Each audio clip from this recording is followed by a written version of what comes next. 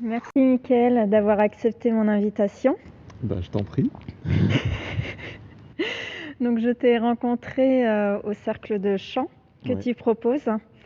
Et moi, ce que ça m'a vraiment apporté, c'est cette ouverture du cœur. Ouais. Le fait de chanter ensemble en harmonie. Et ça m'a vraiment beaucoup apporté. Mmh. Et je voulais savoir, toi, ce que tu avais envie d'apporter aux personnes que tu rencontres en faisant les cercles. Moi, j'ai commencé par être participant au cercle. D'accord. J'ai découvert ça en participant dans des moments de chant qu'on fait spontanément dans les rainbows. C'est là où j'ai entendu pour la première fois des mantras.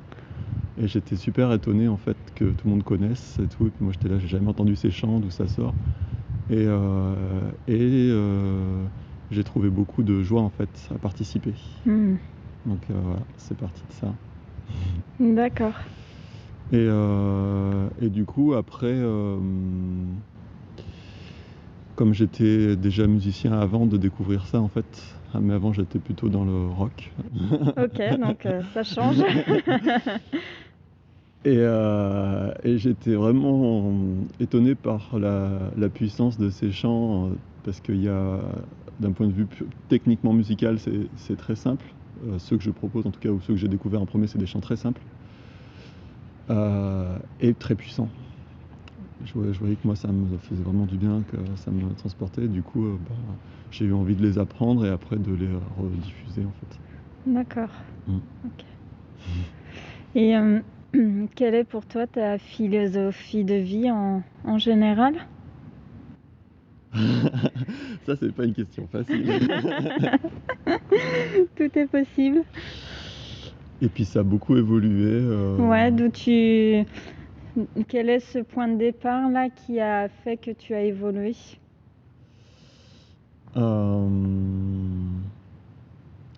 Parce qu'en fait, maintenant, je conceptualise beaucoup moins les choses en fait. Ok. C'est-à-dire que maintenant, c'est plus ma philosophie de vie, c'est je suis l'élan du cœur, quoi. C'est moment après moment, je vois ce qui résonne et puis je fais en fonction, voilà. Les cercles de chant, j'en fais quand même depuis 4 ans maintenant, quelque chose comme ça, ou peut-être 5. Et au début, ça a commencé juste avec mes amis, en fait. Oui. Et on se rassemblait pour chanter. Et puis après, ça s'est ouvert plus à du public avec des gens que je connaissais pas forcément. Mais c'était aussi une façon pour rencontrer des amis à Angers. Quand je suis arrivé il y a 3 ans, je connaissais pas grand monde. Et j'avais envie de proposer ça pour rencontrer des gens intéressants aussi, tu vois. Ok, ouais, super. Il y a plein de gens que j'ai rencontrés comme ça. Au début, ils sont venus comme ça, c'était des inconnus. On a juste chanté ensemble. Et puis ils sont venus plusieurs fois. Puis après, ça devient des amis. Et puis voilà, c'est cool. Ouais, c'est un bon moyen de rencontre, ouais, effectivement, ouais. Ouais. Ok. Et tu parlais de ce que je comprends par rapport à ta philosophie de vie, c'est vraiment d'être dans le moment présent. Ouais. Ouais. Et le mental, du coup, d'y faire abstraction. On en a besoin du mental. Le mental, c'est un peu comme l'argent, c'est un bon serviteur, mais un mauvais maître. D'accord. C'est-à-dire que quand tu décides d'accomplir une action, le mental, ça va être utile des fois pour le réaliser. Mais cette action, d'où elle part? Est-ce que cette action, elle part du mental ou est-ce qu'elle part Du cœur. d'un élan du cœur, de ton âme, de ce qui te fait vibrer, D'accord. tu vois? Ok. Le mental, il peut servir à faire tout et n'importe quoi, d'ailleurs on s'en prive pas. Oui, ouais, c'est sûr qu'on en a besoin. Et par rapport à l'argent, tu évoquais que le mental, pour toi... Dans le sens où c'est un bon serviteur Ouais. et un mauvais maître. Et dans ce sens-là, c'est assez comparable les deux parce que l'argent aussi, c'est un bon serviteur, un mauvais maître. Si tu cherches que à faire de l'argent, tu peux y perdre ta santé, tu peux y perdre ton couple, tu peux y perdre des choses qui ont beaucoup de valeur en fait. Valeur humaine. Ouais. Et après L'argent, c'est bien d'en avoir, c'est bien d'en gagner. Mais pour moi, c'est pas ce qui est en haut de la pyramide des priorités, quoi. D'accord. Moi, ça va plutôt être ma qualité de vie, Ouais. le fait de me sentir heureux, bien, de me sentir que j'ai des bonnes relations avec les autres, que...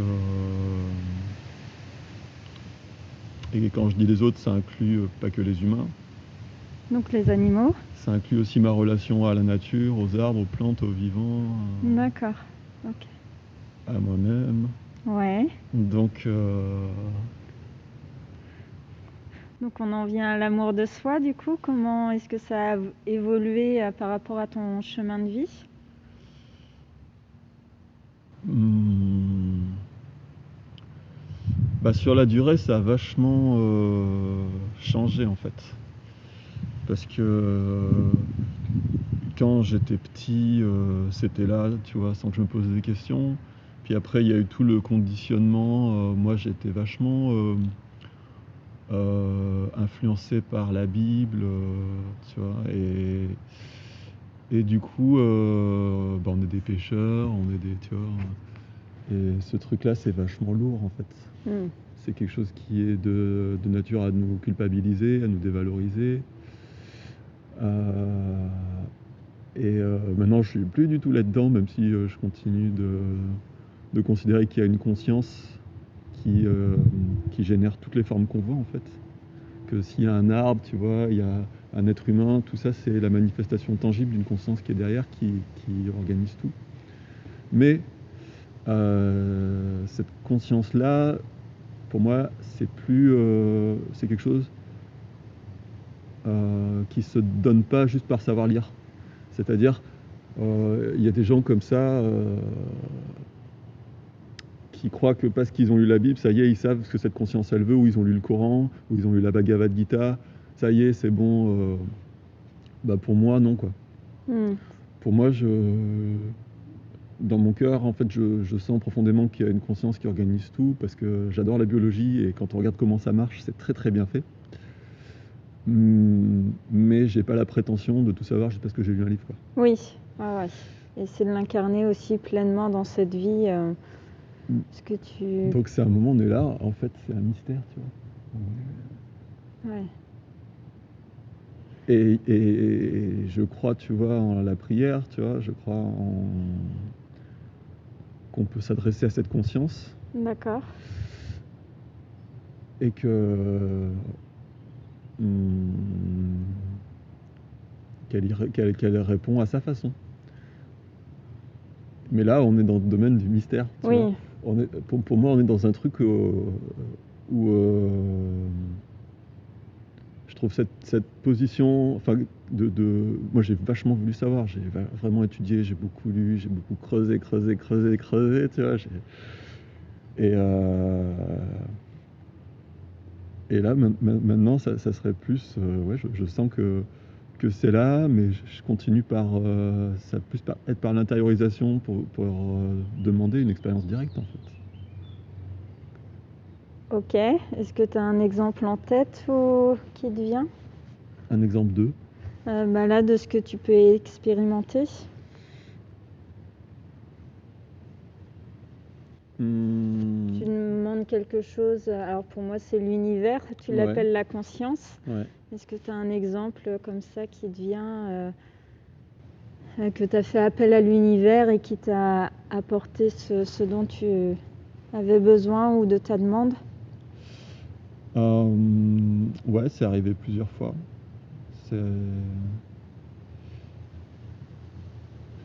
Mais c'est comme si il y avait une intelligence, tu vois, dans ce qui m'est donné et ce qui ne m'est pas donné quelque part. Je le vis un peu comme ça aujourd'hui. C'est-à-dire que, tu vois, par exemple, les cercles de chant, je l'ai intentionné. À un moment, je l'ai intentionné, j'ai eu envie que ça se fasse et ça s'est fait, tu vois. Ouais. Parce qu'en fait, on peut réaliser plein de trucs. La plupart du temps, c'est juste que il faut une cohérence entre ce qu'on veut et ce qu'on fait. Et il faut de la cohérence dans la durée. C'est-à-dire, si tu restes dans un truc comme ça, tu mets en place des petits trucs petit à petit, moi, je crois beaucoup au pouvoir des petites choses. Ok. C'est-à-dire que quand on regarde dans la nature, tu as une petite graine et tout, qui fait un tout petit germe, tu vois, de 1 millimètre, tout petit, tout blanc, tout fragile, et ça donne un arbre. Ouais, c'est beau. Donc, il faut pas négliger ce petit truc qui a l'air de rien. Ce petit pas. Et souvent, ça, on nous l'a pas appris. Pour les cercles de chant, par exemple, au début, on a juste chanté à 2, tu vois, puis 3, tu sais. Et puis après, maintenant, on est plus sur des groupes de 10, souvent on est à une dizaine. Mais ça s'est déjà fait à 100 personnes. D'accord. Ah, chouette. Ouais.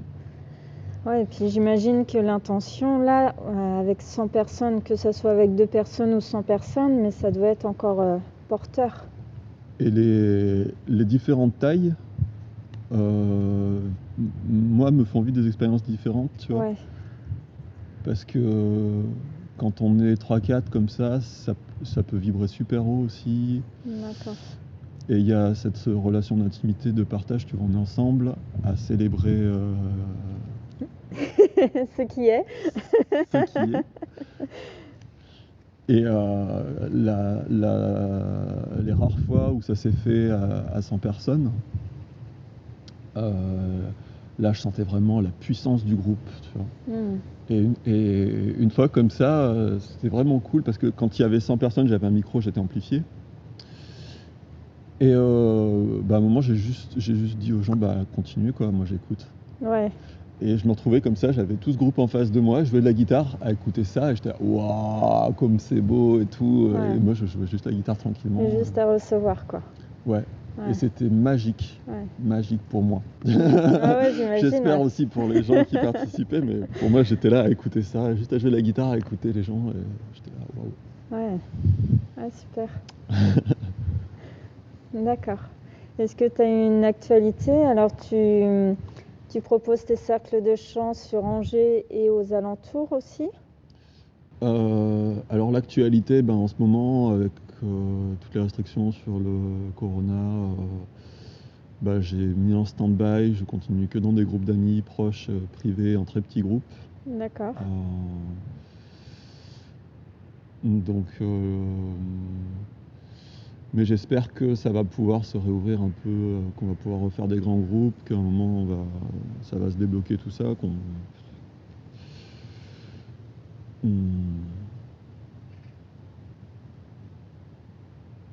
Et au niveau géographique, donc ouais, moi mon choix c'était principalement de développer à Angers parce que j'avais pas envie de prendre la bagnole non plus trop pour des raisons déjà écologiques où je cherche à pas trop me déplacer. Mais quand même j'aime bien de temps en temps me balader un peu aussi et ça m'est arrivé de jouer dans le sud par exemple. J'ai déjà joué dans la Drôme ou à Uzès ou j'avais fait une petite tournée comme ça. Et ça m'intéresserait bien de jouer au Mans, à Rennes, déjà dans les villes autour, pas aller trop loin, faire des petites tournées régionales de temps en temps, mais pourquoi pas plus grand. D'accord. Donc si des personnes nous regardent, c'est ouvert. Voilà. Ouais. D'accord, ok. C'est ouvert. Et c'est vrai que pour moi, quand j'avais été justement dans des groupes où je connaissais personne, c'était aussi des fois des super belles expériences. Ok. De voir comment, justement, tu vois, je te parlais tout à l'heure que je crois vraiment qu'il y a une conscience qui nous relie tous, tu vois, que c'est la même conscience qui a créé ce brin d'herbe, qui a créé toi, qui a créé ce corps, qui a créé l'arbre et tout, tu vois. Et quand on chante ensemble, je le ressens plus. C'est-à-dire que quand nos voix s'unissent, il y a quelque chose d'énergétique aussi qui s'unit dans le groupe. Et là, je ressens que l'autre aussi, tu vois, c'est mon frère, ma sœur. Et je me détends, tu vois. Ouais, cette unité que tu ressens du grand tout. Ouais. Et pendant le cercle de chant, je sens, enfin moi en tout cas, je sais pas si, mais au début les énergies, c'est comme un bateau, quand les gens ils montent dans le bateau, tu vois, ils montent dans une barque, c'est un peu comme ça, tu vois, et à un moment, bam, c'est stable. as l'énergie du groupe, et moi, je sais pas si c'est que moi ou si c'est d'autres, mais j'ai l'impression que la paix, elle est collective à un moment. C'est-à-dire qu'à un moment, on arrive, on a nos soucis, on n'est pas vraiment présent, on chante un peu, bon voilà. Et puis à un moment, vraiment, Ouais, ça se pose. ouais. Ouais. Et ce moment, il est variable d'un groupe à l'autre. C'est-à-dire que des fois, ça arrive dès le premier chant. Ouais. Des fois, c'est plutôt au bout du troisième, quatrième. Des fois, c'est plutôt vers la fin. Ok. Et moi, je lâche prise complètement avec ça, quoi. Mm. C'est-à-dire que, bah voilà, je chante, je joue de la guitare et je laisse faire, quoi. Ouais, lâcher prise totale. Ouais. Ouais. Ouais. Et quand ça arrive, que ça se pose et tout, qu'il y a cette douceur, bah je profite. T'as raison en même temps. Je savoure. Ouais. Je savoure. Ouais. Mm. Donc les personnes reçoivent et toi aussi, tout le monde en fait, c'est une osmose, une harmonie dans le groupe qui fait que Ouais. tout le monde donne et tout le monde reçoit. C'est un va-et-vient d'énergie comme ça, de cœur. Ouais. Parce que je crois aussi que la conscience, elle nous a donné à tous des talents, tu vois. Il y a des gens, ils vont être très doués, par exemple, pour soigner les autres, ou d'autres qui vont être très doués pour la peinture ou pour le jardinage. En fait, la conscience, elle a vraiment fait tout ce qu'il fallait, quoi, tu vois. Et nous, on ressent cet élan à faire ce qu'on aime. Et pour moi, c'est vraiment super, super important de faire ce qui nous fait vibrer. Parce que c'est honorer cette conscience et les talents qu'elles nous ont donnés, tu vois. Mm. Moi, elle m'a donné la musique, j'en fais depuis tout petit, spontanément j'ai envie de faire de la musique. Et voilà, quoi. D'accord. Et qu'est-ce que tu dirais aux personnes qui justement se cherchent par rapport à ça, à ce qui peut leur faire vibrer? Alors en fait, on vit pour l'instant dans une société où on est complètement, enfin beaucoup en tout cas, orienté vers l'argent. Ça prend une place incroyable dans cette société. Et du coup, on se retrouve avec des gens par exemple qui vont être épuisés parce qu'ils font que essayer de gagner de l'argent et ils s'épuisent complètement. Et il y a d'autres personnes après qui vont essayer de vivre de leur passion et c'est très bien, mais des fois c'est pas forcément facile de monétiser ce qu'on aime. Pour moi, c'est vraiment très très important de faire ce qu'on aime. C'est-à-dire, il y a plusieurs formules. Des fois, ça peut passer par un mi-temps qu'on n'aime pas, mais qui nous permet de vivre, de gagner assez d'argent et d'avoir du temps pour faire ce qu'on aime. Ça peut être une option. Après, si on arrive à faire ce qu'on aime à plein temps, bah, c'est cool aussi, et qu'on a envie, tant mieux. Mais si on se retrouve avec quelqu'un qui est complètement épuisé par son travail, qui n'a plus aucun espace pour faire ce qu'il aime, parce que les temps libres, c'est s'occuper des enfants, faire les courses, Oui, faire le la cuisine, le ouais. ménage, machin, et qu'il n'y a plus aucun espace pour exprimer le don que Dieu nous a donné, là pour moi ça va pas du tout. Ouais, c'est de trouver un équilibre. Et d'ailleurs les gens comme ça, la vie étant bien faite, peut-être à un moment ils vont se faire un burn-out ou une dépression pour les remettre dans l'axe en fait. Ouais, dans leur C'est-à-dire chemin, qu'ils étaient partis dans une voie où leur âme n'est plus respectée. Donc à un moment ils se prennent ce qui semble être une tarte pour les ramener un peu sur un chemin qui va les épanouir, quoi. Ouais. Et qui va aussi nous épanouir, nous, parce que les autres personnes qui ont des talents, on en profite. Ouais, ça contribue, ouais. Quand il y a quelqu'un qui a un don pour la peinture, qui fait un truc super, et moi je regarde ça, bah, ça me donne du plaisir aussi à moi. Ouais. Donc Ouais, s'il le fait pas, il se prive pas que lui, il me prive moi aussi, et toi. Ouais, c'est une contribution de chacun. Ouais. Ouais. C'est effectivement, c'est de prendre aussi un risque, je pense, de se dire, bah voilà, je vais vers mon chemin qui me fait vibrer, et c'est pas toujours aisé en fait de lâcher les conditionnements, de lâcher le côté aussi financier. Ouais. Et c'est aussi de prendre ce risque de se dire, ouais, je suis mon âme, quoi. Ouais. Et c'est ce que tu as fait, toi, depuis quelques années. Oui, et on parlait des conditionnements, et ce truc, enfin moi, il n'y a personne qui m'a appris ce truc de la petite racine de 1 millimètre. Globalement, dans notre société, pour moi, il y a vraiment un vide juridique sur ce truc-là, tu vois. Toi, on te demande d'être un arbre tout de suite. Ouais. Tu vois. On te dit, soit tu fais ce métier, soit tu fais ça, tu vois. T'as pas cette marge de progressivité et dans ce petit truc, la petite racine, elle apprend, tu vois. Elle regarde où elle peut passer, tu vois, entre les rochers.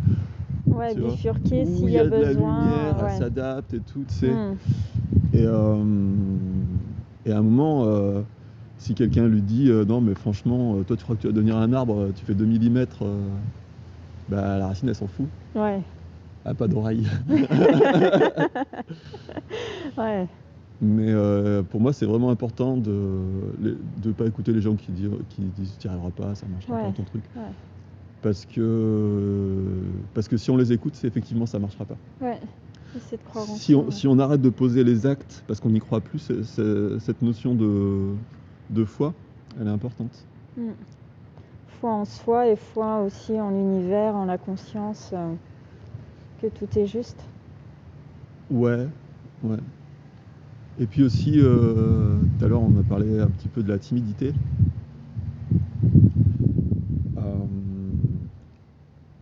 Quand on part de cette perspective qu'on est tous les résultats de la même conscience, on n'a pas vraiment de raison d'être timide, tu vois, face à un groupe, parce que c'est tes frères et tes sœurs. Oui, vu comme ça.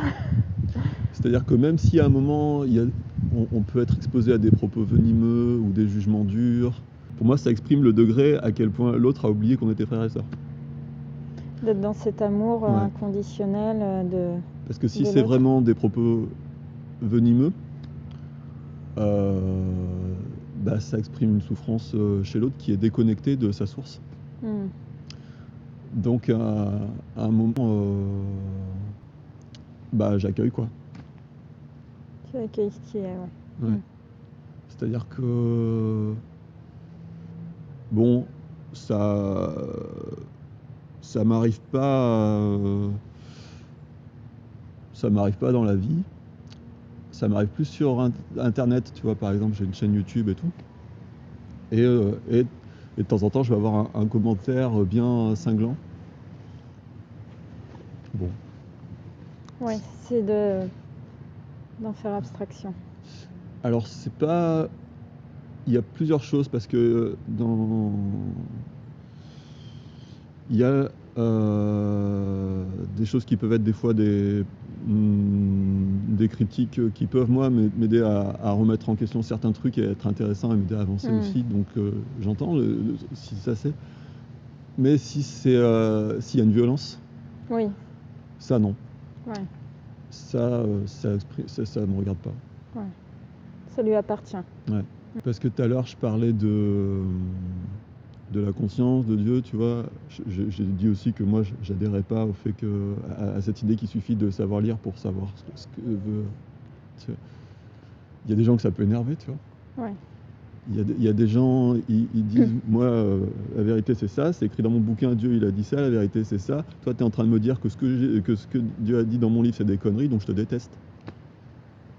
Et du coup, une personne comme ça peut être agressive parce que de son conditionnement à elle, j'ai fait quelque chose qui était mal. Oui, alors que chacun sa vérité et chacun sa carte du monde. Ouais. Tu parlais de ta chaîne YouTube, quel est son nom ? Bah, c'est mon nom, Michael Ananda. Alors, c'est mon nom que j'ai choisi. D'accord. Parce que Michael, c'est mon nom de baptême, c'est le prénom que mes parents m'ont donné.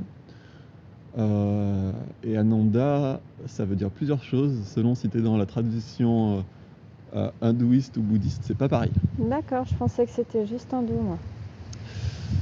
Okay. Dans l'hindouisme, c'est une des caractéristiques du divin, c'est la béatitude. Ok. Et moi, j'ai choisi ce nom-là à un moment où je me sentais très triste. Pour pour mettre dans mon nom, me rappeler ce que je suis en vrai. Tu vois. C'est comme si je m'étais collé un post-it dessus, tu vois, pour pas oublier qu'en fait, je suis la joie. Ouais. Ouais, et là tu l'incarnes, en le prenant comme nom, tu l'incarnes vraiment, tu as envie de l'incarner en tout cas. Bah, c'est quelque chose que j'intentionne. Ouais, Tu vois, je pose une intention que j'ai envie je crois vraiment quand même dans ce que disent les sages de l'Inde, quoi, que notre vraie nature, c'est la joie. Et quand on est pris dans les voiles de Maya, l'illusion, on est recouvert. C'est comme une lampe de chevet, tu vois.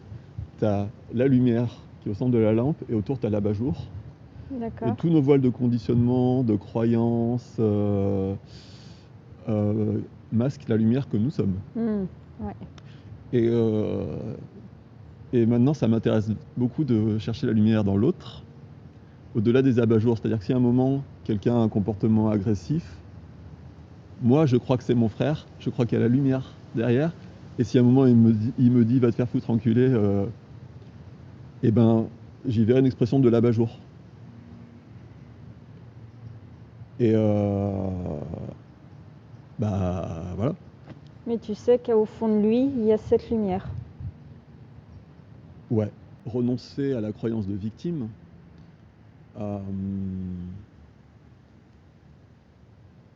ça demande du courage quand même. Parce que moi, en ce qui me concerne, moi j'étais vraiment dépressif des fois. Dans des périodes de ma vie, j'étais vraiment très très triste. Je me sentais victime d'un monde débile. Euh, je comprenais, je sentais des mensonges à tour de bras dans les médias, dans les paroles dites en tout cas, dans ce qui est dit. Je comprenais pas que des gens puissent croire des choses pareilles. Je comprenais pas qu'on puisse abattre les forêts, massacrer les animaux. Et je me sentais très triste d'être dans un monde comme ça. Je me dis ici c'est vraiment un monde de fous, quoi. Et je me sentais très impuissant de pouvoir faire quoi que ce soit. Et ça, maintenant j'ai compris que j'ai juste à faire ma part en fait. Et faire sa part, c'est pas que des aspects matériels. Souvent quand on écoute les colibris, tout ça, j'y suis allé, j'aime bien tout l'aspect produire moins de déchets, rouler à vélo autant que possible, enfin tous ces trucs. Et c'est très bien de le faire. Mais pour moi, faire sa part, c'est aussi au niveau de la vibration. Si on veut un monde de joie, d'amour, de paix à un moment, ça passe par une acceptation de tout le contraire. C'est-à-dire, il y a de la guerre, il y a de l'égoïsme, il y a de la violence. Ok, parce que accepter ça, ça pose déjà quelque chose, ça nous pose plus nous dans une dynamique de lutte. Ouais, et plutôt d'acceptation. Donc déjà, ok, il y a de l'égoïsme, il y a de la violence, il y a de l'inconscience.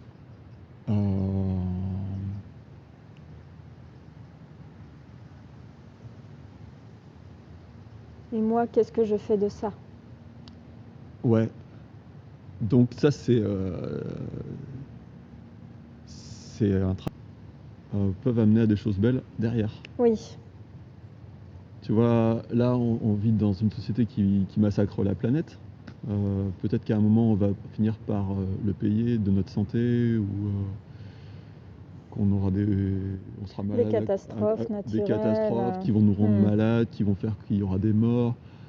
Peut-être que tout ça va arriver à force qu'on fasse trop de conneries. Ouais. Mais ça aussi, ça peut être des enseignements pour qu'après, derrière, il y ait des sociétés qui changent, qui soient plus respectueuses. Moi, en ce qui me concerne, je vois vraiment à quel point il y a toute une part de la population qui aspire à la paix, à l'harmonie avec la nature, les uns avec les autres. Et pour moi, je pense vraiment que cette portion de la population qui grandit, des gens qui y croient, qui croient que c'est possible, parce que la foi c'est important, comme je te disais, pour la petite Racine, qu'il ne faut pas sous-estimer. Euh, moi je crois vraiment que on peut y arriver à vivre beaucoup plus dans l'harmonie les uns avec les autres et à faire qu'on se sent tous mieux et qu'on ait du respect pour les gens qui...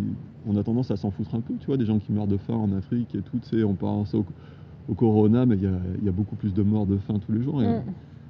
Et ça, c'est quelque part, c'est un poids qu'on porte aussi parce qu'on est tous reliés. Ouais. J'ai bon espoir qu'on n'arrive plus avec des gens qui font des collections de Ferrari d'un côté et qui ont des jets privés et d'autres qui meurent de faim sur la même planète. C'est une absurdité totale. Ouais. Et moi j'ai bon espoir que ça se réduise, que ceux qui ont beaucoup donnent, ou que ça se rééquilibre dans la douceur. Simplement parce que ceux qui ont beaucoup, peut-être à un moment, ils s'aperçoivent que, comme je te disais tout à l'heure, pour moi la vraie richesse c'est la joie, c'est la liberté. Et quand on a beaucoup de choses à gérer, c'est beaucoup de stress. Je suppose. Je ne sais pas ce qui se passe dans la vie des milliardaires, mais j'imagine que des fois, il doit y avoir beaucoup de stress, ou qu'ils ne peuvent pas aller vers quelqu'un sans soupçonner que c'est juste par intérêt qu'on leur parle, ou tu vois, ça doit être vachement chiant. Ah oui. Merci beaucoup, Mickaël. Avec plaisir, Céline.